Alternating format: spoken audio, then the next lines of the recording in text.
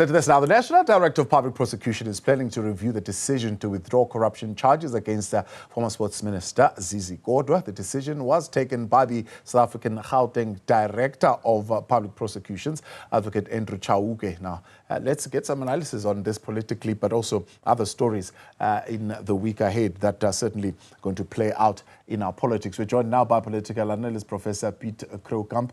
Good to have you, Prof, and thank you very much for your time. Up until now, we know that it's a step-aside rule that says go and deal with your matters, and once you have dealt with your matters, you then come back and you resume your normal duties, I suppose, in the party. So far, I could be wrong, but I think Minister Zizi Kodwa is the only one who would have gone and said, I'm stepping aside, now I've dealt with my issues, and seems to have been cleared by the courts. However, the NPA might still review that particular decision. But does this introduce a new dynamic politically for the ANC now that you've got such a development? No, I think you wrongly there said that he's been cleared by the courts. He's not been cleared by the courts. The Director General, the Deputy Prosecutor in Gauteng has decided not to institute charges or to withdraw the charges. But you'll remember that Advocate Chauke has been involved in the Ludi case, which was overturned by a court. He's been involved in the Johan Boysen case, where he was reprimanded by, I think, the Fakila Batoy, Shamila Batoy. And then he's been involved in delays in high-profile cases. The most notable, perhaps, MEC Brian Hlonga for alleged 1.2 billion corruption. He was also reprimanded for delays in the case of the Commissioner, Major General Jan Balula, accused of kidnapping and assault. So I think Chauke, I am almost 100% sure that eventually Shamila Batoy will overturn this ruling by Chauke. And you'll remember that in August last year, she actually reported him to the president, saying that he should be suspended. I think she was waiting for this particular case to act against Chauke.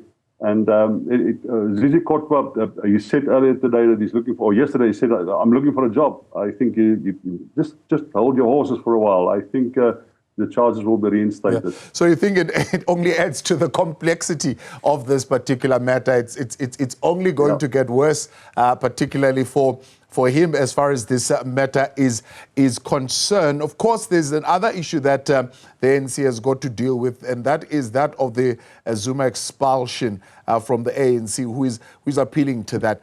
Does the ANC still have an appetite to entertain this thing? We know that they've navigated it quite delicately. I mean, others would have said he should have been expelled a long time ago, but they seem to continue to want to accommodate him to an extent, but I don't know how far will they be able to do that. No, they will expel him now, I think, and they will make the matter final, and then he can take the issue to court if he wishes to. It seems like he gets bad advice if you look at the advice that was given to him as far as the IEC and the electoral process is concerned in May 2024. He might take the matter even further. It could be a political act on his behalf to, in some other way, have an impact on what's happening inside the ANC. He suspects, I think Jacob Zuma suspects that he has significant support amongst leadership within the ANC. He might even think that people like Paul Mashatile is not in favor of his expulsion, and that Nomvula Mokonyane is not in favor of his expulsion. And by keeping this thing alive, he may, to some degree, also keep the divisions within the ANC alive, which could benefit the MK party in a run-up to the local government elections of next year significantly. Does he still have that kind of effect maybe in KwaZulu-Natal in that particular ANC that could be quite sympathetic to his appeal process?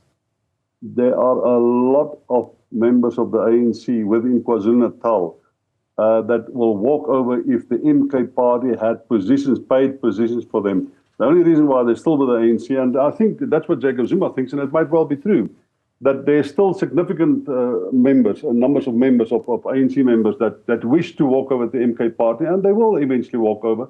And that he, by remaining in some other way involved in the internal politics of the party, he actually keeps that constituency of political elites within the ANC he keeps them on a toe to eventually join the MK party.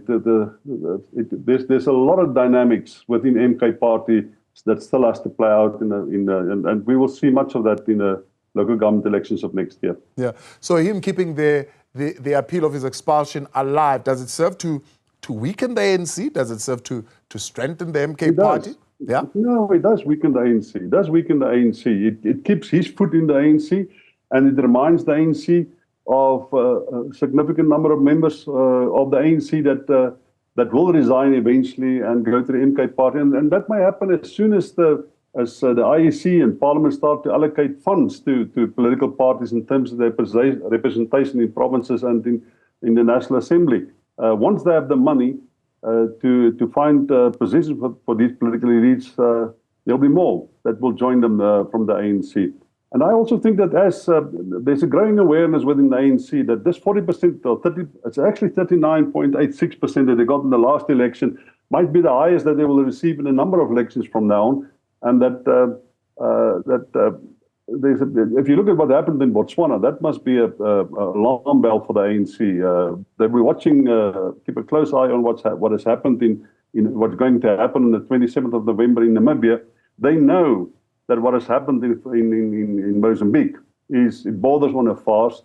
And these are all liberation movements on decline. And the ANC, I don't think they're really optimistic. If you listen to the president's speech, on the Oliver Tambo speech that he gave recently, he actually said as much, that the ANC, there's a trust deficit, is on decline its support base, and that unless there is some degree of dynamic renewal, it is unlikely that the ANC will recover from this.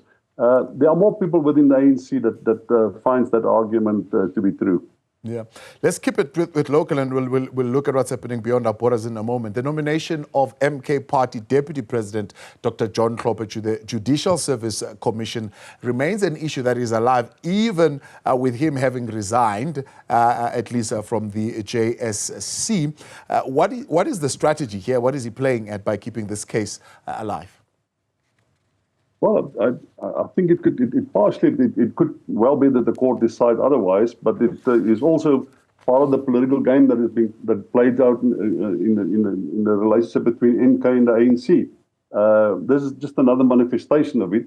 I personally think Judge Chauke should ride this horse as long as he can possibly do so if he really seeks to harm the ANC and has an influence on what's happening within the ANC. But this is something that the courts have to decide about eventually. And there's not a lot the ANC can do about this except for taking the damage that come about as a consequence of what Judge Chauke is doing within the JSC and wherever he's involved in the National Assembly, for instance. Politically, how does this particularly play out for them, especially considering that, this movement between members of the EFF into the MK party has created some kind of tension. But the EFF would have been the ones who would have wanted to support Dr. Chauke to be in that JSC. Does he still enjoy that kind of political support for his restoration to be a part of the activities of the JSC? Yeah, I think from look at it in the national legislature, the MK only has 14% of the support, and the EFF only around about 9.6% of the support. And the other political parties that would support his case in the JSC and in the legislature are relatively insignificant. So I don't think they have the legislative support for what they want to do. They will have to return to the courts and see if they can find political joy there, but they don't have the support within the legislature for what they want to do. Even though I think at the time when he was appointed at first to the JSC, there were some of the smaller parties. I think Mr. Maimane of Bosa was severely criticized by political parties on the liberal side of politics for his lukewarm acceptance almost of the presence of John Chauke in the JSC. So there'll be some support, but these are small parties. I think if they want to win this case, they will have to go to the courts.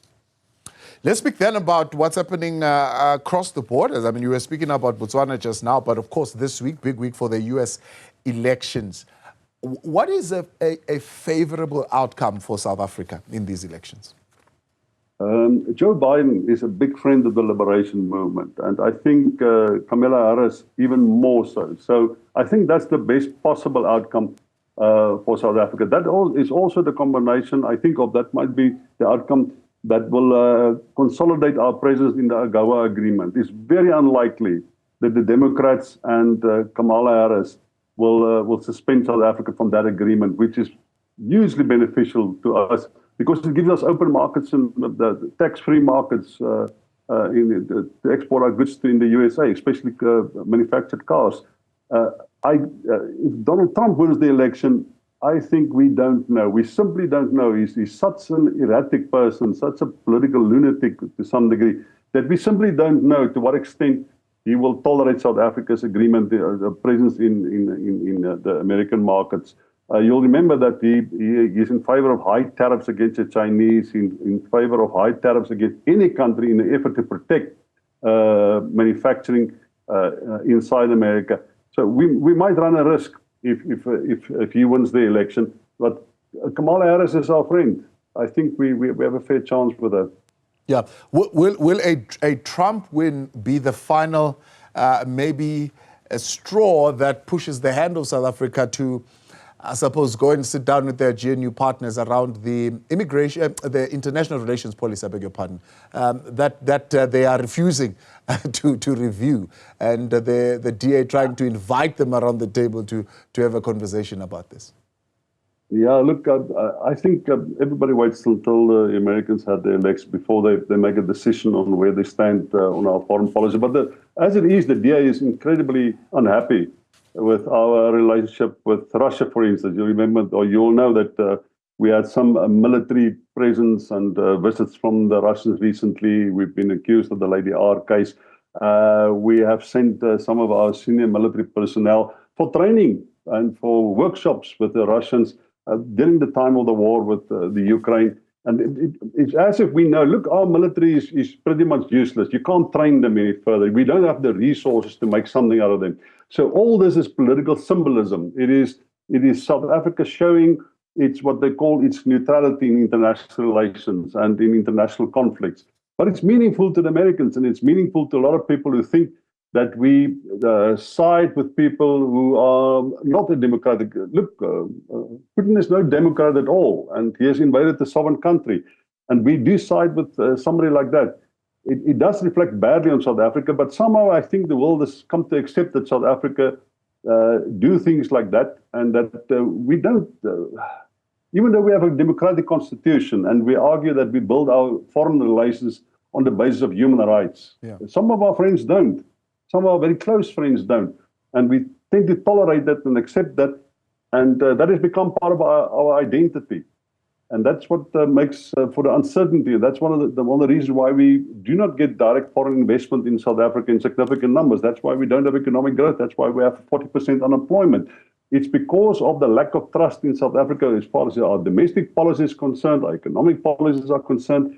And it seems like the ANC don't realize that trust is of critical importance. There are more than 700 American companies in South Africa, most of them operating in supply and value chains that provide employment that allows people to become part of the middle class. Whereas the Chinese relationship we have, they import raw materials from us. They make capital on the back of mining workers in South Africa. We have a massive trade deficit with the Chinese. We have a trade surplus with the Americans. So much of our foreign policy don't make sense at all in terms of economic relations, ideologically, in terms of our desperate need to build trust internationally. It doesn't make sense. There are a lot of contradictions, and the government of national unity have inherited those contradictions, and I'm not sure how they will deal with it. I don't think the DA will make much of it over the next few months or the next few years. They are too desperate to be part of the government of national unity because the alternative is too ghastly to contemplate, I think. Prof, appreciate your time. Let's leave you there for tonight, the week that was in politics. Professor Piet Croucamp giving us some analysis there tonight.